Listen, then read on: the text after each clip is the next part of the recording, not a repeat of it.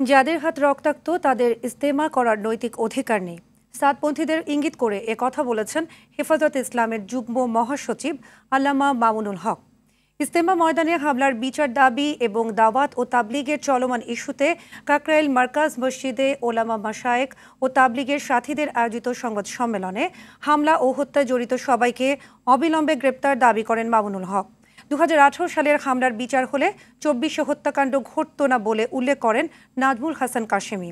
সাদপন্থীদের বিচারের দাবিতে 10 জানুয়ারি দেশব্যাপী বিক্ষোভ কর্মসূচি এবং 25 জানুয়ারি ওলামা মাশায়েখ সম্মেলনের ঘোষণা দেয় সুরায়ে নিজামরা। আমাদের এই পক্ষের তাবলীগের যারা মুরব্বী আছেন তারাও সকলে আলেম, এবং সেই আলেমরাই নির্ধারণ করছেন যে কোন কাজটুকুর প্রতিনিধিত্ব কারা করবে।